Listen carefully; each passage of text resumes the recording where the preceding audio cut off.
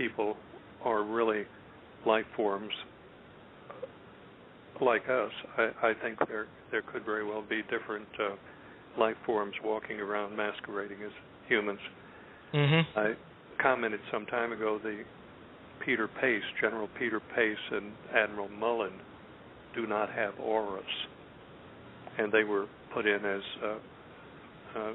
on the Chairman Joint Chief of Staff. So there's a lot of curious things going on. Nothing would surprise me. I don't think reality is as we perceive it. I think reality is entirely different, but we don't know the truth about it. We just simply do not know. But I think we perceive it wrong. I believe that this experience here on the earth is a stage play. I think we're acting out very much like the holodeck on the Enterprise. And it's a learning experience for us. Interesting as can be, and we grow from the experiences. That's what I really believe. So you're of the opinion then also that, reality's kind of 180 degrees out of phase from where we thought, at least from where I thought when I was fast asleep. I wake up to this reality that things are nothing like they seem. And that's what's really got me, is that just the absolute evil in this world that exists now. And I mean, that's really come about in the last 20 years or so. I mean, wouldn't you say, Greg, that society has really taken a turn for the worse in the last 20 years? Oh, it's been coming on longer than that, but yes, that's very true. In the end, men's hearts will fail them for fear and anxiety. And so I would say one more time, your hope is ground in your faith of the ultimate reality that you are a child of God. And with that having been said, I will say that many people who are not on that track, who do not recognize that at all, it is foreign, and if I can use the word alien, to them to have a faith grounded in a God that loves them and considers them to be his children, then they have one road left, and that is to gather all that they can to satisfy their earthly needs, however they get them, wherever they get them, and in whatever form it takes when they are taking them. And so we are having a head-on collision with those who are part of that earthly system, a system that is wretchedly evil, that is selfish, that will take no prisoners, against those who are willing to stand and give their life for someone else, to stand on the principle and the belief that the Republic is worth fighting for, that people do have a place in it and freedom does mean something. And if that's what drives me, and I believe it is, I could take my time and retire, but I want to do better for my children, grandchildren, and others as well. And that means that I'm going to have to put it on the line. I can't talk it, I've got to walk it, and I've got to do it. And at some point I'm going to be called on to do that, and I will not hesitate, I'm going to tell you. And because of that, I'm prepared to do battle. And I've been calling recently to rebel, as I said. And the next level up is revolution. And you may be on the Revolution Network. I'm going to be in Revolution in the Streets if it doesn't change. I'm with you, Greg. I think we're all with you. Griff, aren't you?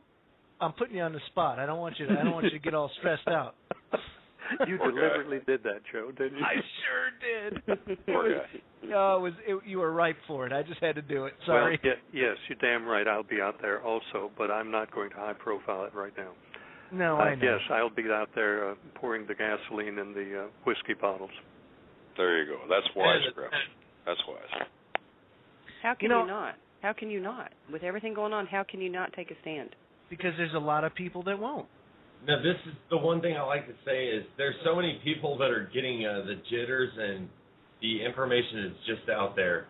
I'm wondering if they wait too much longer, the balance of power is going to tip so far to our side, it's going to be a joke. Do you feel that way, Greg? Do you feel like that balance of power could tip to our side and that consider all of the weapons at their disposal. Oh, sure. But let me tell you about weapons. If it were just weapons, then we would have cleared out Vietnam in 3 weeks. If it was just weapons, we would have taken Iraq out, rather, in a couple of months. If it was just weapons, we wouldn't be still 8 years later trying to win a war in Afghanistan, so-called, where we won a world war on 2 fronts in 4.5 years. It's partly about purpose, it's partly about agenda, it's partly about guarding opium fields in Afghanistan as our real mission, as opposed to winning any kind of military victory. But the fact is that people who are determined, people who are resourceful, people who don't give up, people who see the prize, and the prize being freedom and sovereignty and living better and allowing something for their children, have a surprising way of overtaking extreme power. Well, Greg, guerrilla warfare. I got to say this real quick, because this is what I did. You have to take the people. You have to win the hearts and minds. You have to, or you will never win the war, no matter how big your weapons are. I agree. Yep, you're right. It's a war of information, and you know, to ease your mind, Griff, and to ease the mind of the many agencies that are listening into my broadcast tonight, I just want you to know that the revolution in our name, Revolution Broadcasting, is about trying to achieve a peaceful information revolution. But you always have to understand that that's where we're trying to achieve. We may not be able to achieve that. And then if we're not able to achieve that, well, we know where it goes from there. But that's not our intention. We know, who the heck wants violence? I know I don't. I don't wish for it. I was in the military. I know what it's all about. I'm not about that. You know? We're about trying to achieve this peacefully. But I hate to say it, it's not looking good. You know?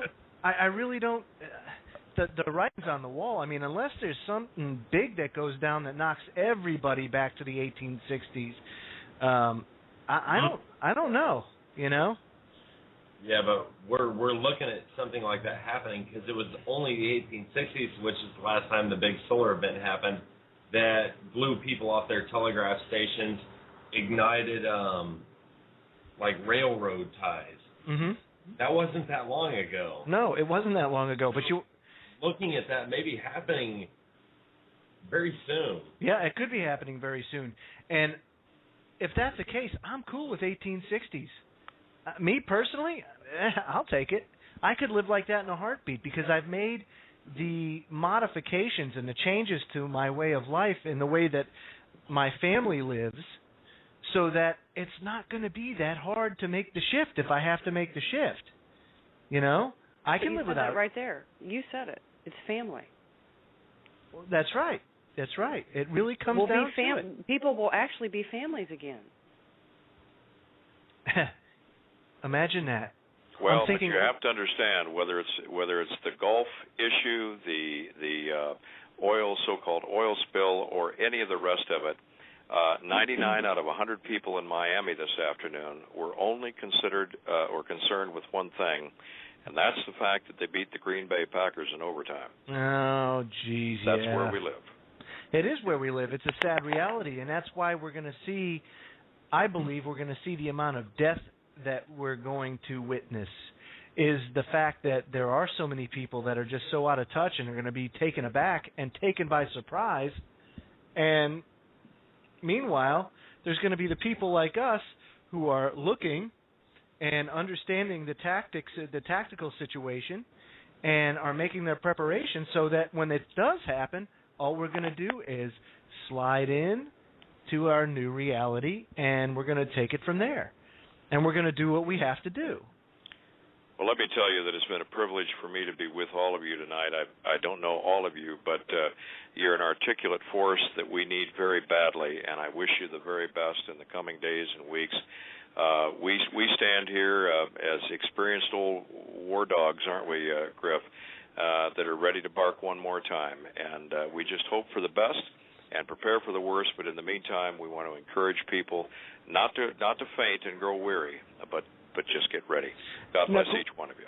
And thank you, Greg. Greg, do you have a website that you could plug for our audience tonight so they can go and read more about you? Well, we would just invite you to come and take a look at our connections and our offerings there for you to get prepared with. It is the HeartlandUSA.com. The THE Heartland HERTLAND USA, the HeartlandUSA.com. Thanks for asking. Thank you, Greg. Thank you so much for coming in. You're welcome back anytime on our show. Erin, what a wonderful time we had tonight with you. And again, you, of course, you can come on anytime. You know that. Well, thank you, Joe. Thank you, everybody. Greg, I bless you too, and Griff. You guys are all my buddies. Andrew, I haven't talked to you off air, but you sound like a great guy. Same with you, John. I appreciate you letting me on tonight.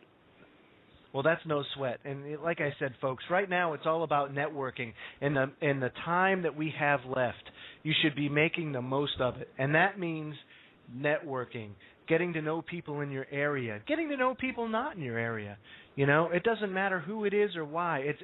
It's obtaining the information now while you still can, because there is going to be a day when the internet and everything is not going to be available. And when that happens, you're going to want to make sure that you get all that information and you're as prepared as possible.